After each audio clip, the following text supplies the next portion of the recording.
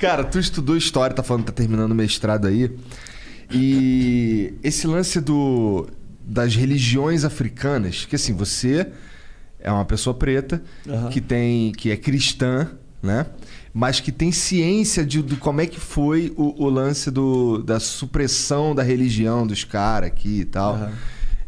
Tu chegou a mencionar que a religião dos caras era demonizada, etc. Qual que é a tua visão com essa... em relação a religiões africanas, já que a gente está falando de pessoas pretas? Que legal. Então, eu não posso falar das religiões africanas sem me lembrar de um cristianismo colonizador. Sim. Que é oficial. Que é a religião oficial da coroa, né, do século XVI.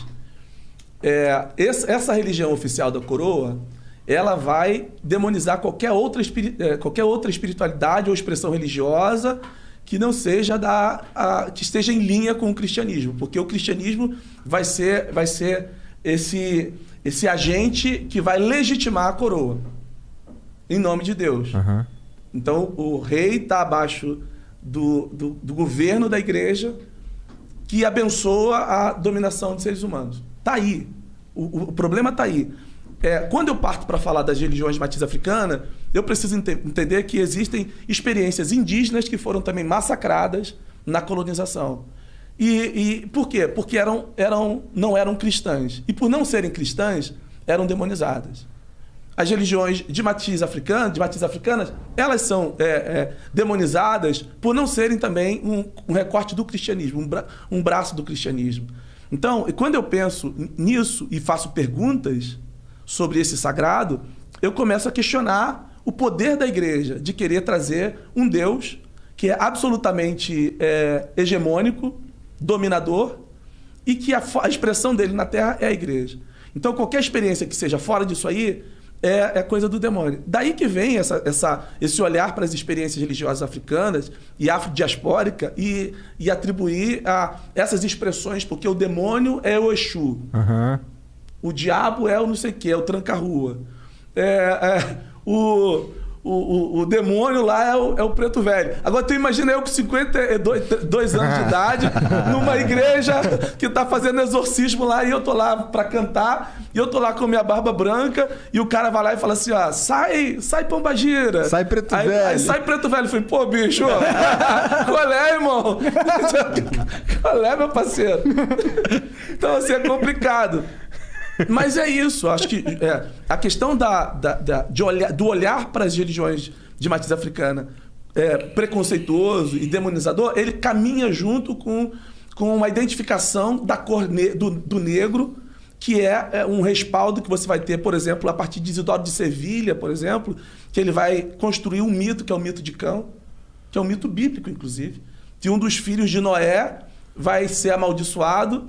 E o continente africano é tido como o continente onde esses filhos, esse descendente de Noé vão habitar. E a marca desses filhos está na cor da pele, está na geografia, que é o continente, está na genealogia, porque os filhos de Cão foram para a África, segundo essa tradição literária judaico-cristã. E o terceiro ponto, que vai estar dentro do cristianismo, do islamismo, do cristianismo, é a cor da pele.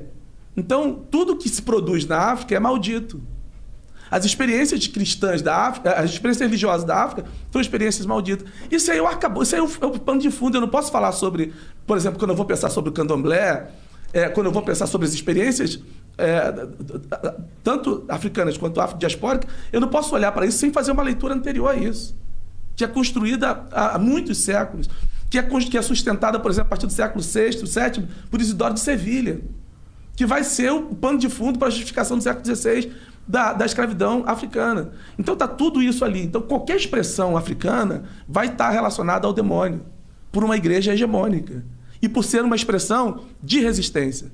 Porque o candomblé é uma experiência... eu gosto do Muniz Sodré quando ele fala que a experiência do candomblé é uma experiência de resistência. É a ágora diaspórica. Mas eu concordo. Eu acho que a resistência é um dos aspectos mais fortes. Que é lindo, porque o candomblé produz tudo, não é só religião.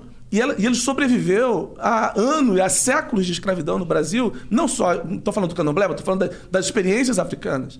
Porque tem outras experiências africanas anteriores ao candomblé no Brasil. Mas, enfim, vão ser experiências que vão resistir à coroa, que vão resistir aos colonizadores, que vão resistir ao cristianismo católico e, a partir da República, ao cristianismo laico também, que está sempre sendo oprimido, mas sempre resiste. Por quê? Porque não é uma resistência apenas da espiritualidade, é uma experiência da consciência, é uma resistência política, é uma experiência do seu lugar enquanto negros que foram escravizados. Então, esse olhar do movimento cristão para as religiões de matriz africana como um olhar demonizador, ele está muito chancelado por uma visão colonialista ainda. Uhum. Então, a despeito do que eu pense ou do que qualquer pessoa fala, é experiência de matriz africana. Então, vamos respeitar a experiência do outro, seja ela a expressão que tiver. Só que apesar de sermos um país laico, nós não suportamos, nós ainda olhamos, a sociedade ainda olha para um trabalho, por uma oferenda que é feita, por um rito do candomblé, por exemplo, mais diretamente, e vai dizer, isso é coisa do mal. Ou macumba. É macumba, chuta que é macumba, é o demônio que está ali. Mas a gente é incapaz de olhar para as nossas falas cristãs que sustentam o projeto de poder colonizador, que oprime seres humanos, que diz bandido bom é bandido morto. Isso não tem nada a ver com Jesus, pô. Isso tem a ver com o projeto da igreja. Mas a gente é muito mais simpático a isso, de que bandido bom é bandido morto, do que reprovar, por exemplo, atos de intolerância religiosa que têm destruído terreiros no Brasil, que têm botado fogo, que têm matado pessoas, em nome de uma ideia de que religião no Brasil é a religião cristã. É mais uma forma que a sociedade tem, a igreja chancelando, a igreja simpática a isso, de que preto no Brasil é isso. É subalterno, é demonizado de alguma forma. E essa marca está na cor da pele. E é possível que tenham pessoas assistindo a gente falando, pô, esse preto só fala merda. É possível que você tenham pessoas nos assistindo pensando exatamente isso. Porque um lugar de fala é um lugar de um negro de fala no Brasil hoje, é um lugar que gera um estranhamento. O que está acontecendo na sociedade de forma geral é que os pretos estão falando. É que a resistência aumentou ainda. E eu faço frente com um movimento de resistência do lado de cá, dentro do ambiente religioso. Mas eu estou dialogando com outros setores sociais onde pretos e pretas estão falando. Respeito o nosso espaço. Respeito o nosso sagrado.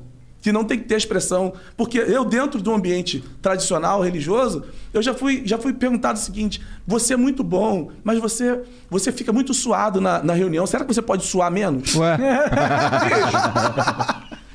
O cristianismo é elitista. Eu falei assim, cara, eu não consigo fazer isso, irmão. E quem falou isso para mim foi um pastor. Então, eu vou viver isso aí dentro da minha experiência religiosa. E as religiões de matriz africana vivem isso aí. As pessoas não querem saber o que acontece lá. É do demônio.